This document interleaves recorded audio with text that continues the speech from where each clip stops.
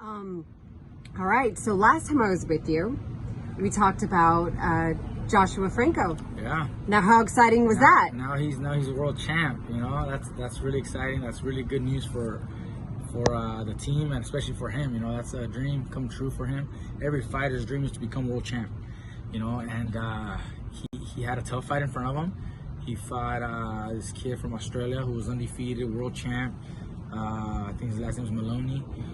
And it was a tough fight, you know, early on. You know, Josh, you know, was fighting well, but the other kid was also, you know, trying to defend his title. Josh started to pick up the pace, you know, and started winning and hurt the kid, you know, drop him, and then I think it was like a 10th round or 11th round or something, and, you know, just didn't stop. So big congratulations to Josh. You know, he's now world champ. That makes, I think, number 13 world champ for my brother. Congratulations to your brother on that. That's awesome. So I mean, it just shows, you know, that, you know, when you're dedicated and you work hard, you know, you can definitely, you know, reach your goals and dreams. And like I said, that's a dream of every fighter. And now Josh has accomplished his dream. That's awesome. And now you guys also have Virgil Ortiz, and then you have Hector Tanajara that are going to be on the Golden Boy fight card, correct? They're fighting on the 24th of this month, July 24th. Hector's fighting Mercito Gesta, and Hector's fighting Sammy Vargas, I believe.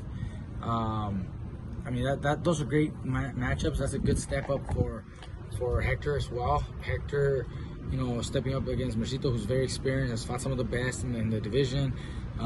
So that's a good fight for Hector. I believe Hector will win. I think Hector's talent is undeniable.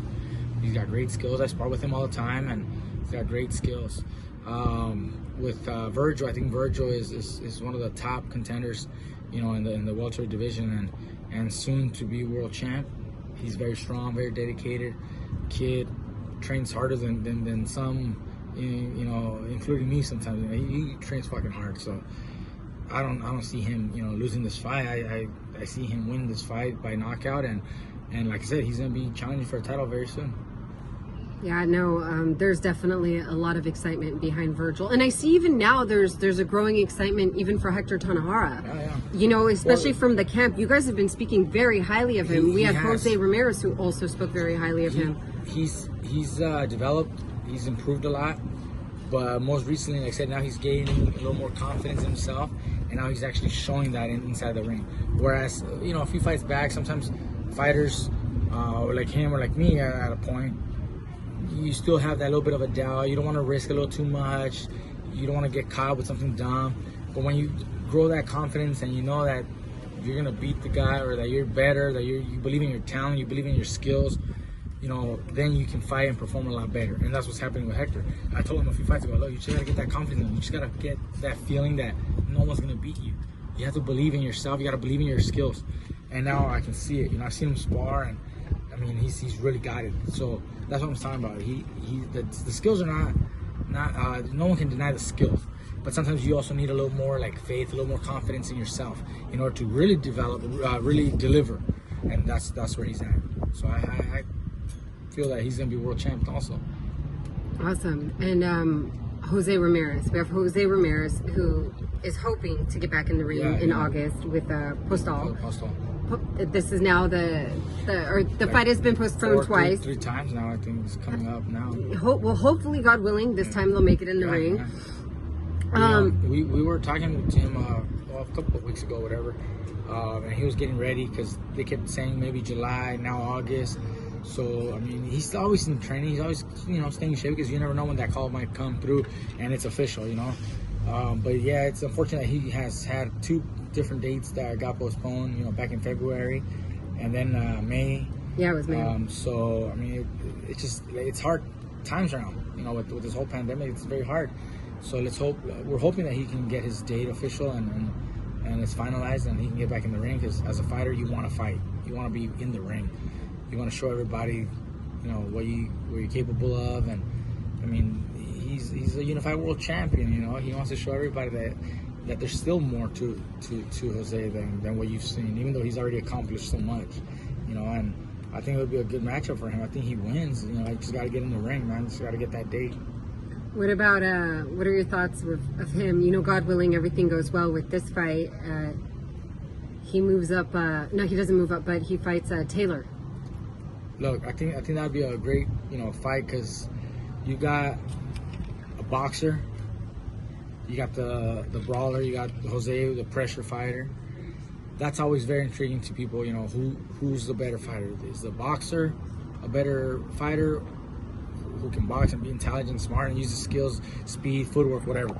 Or will the power and strength overcome all that?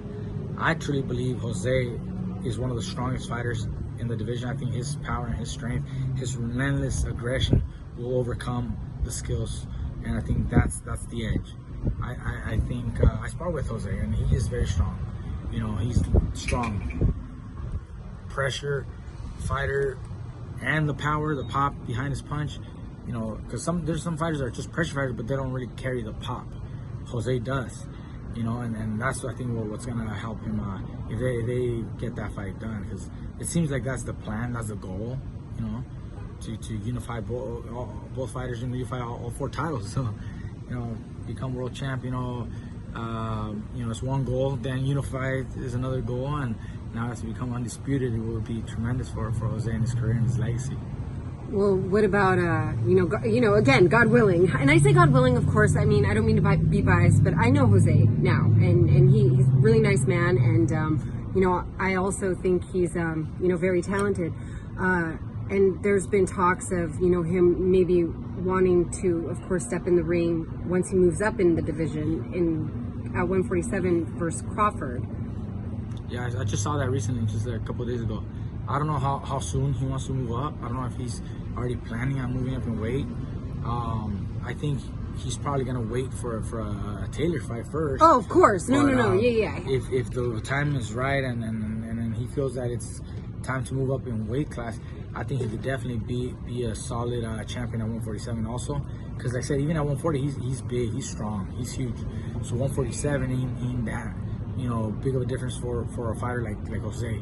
Now a fighter like Crawford, he's very talented, he's very skilled, but he's not maybe the strongest, the biggest, welterweight. So I think that's where Jose's power and size can help him.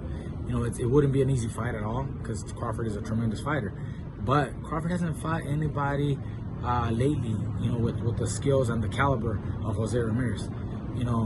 I don't want to sound like I'm disrespecting any of his opponents, but let's just be honest.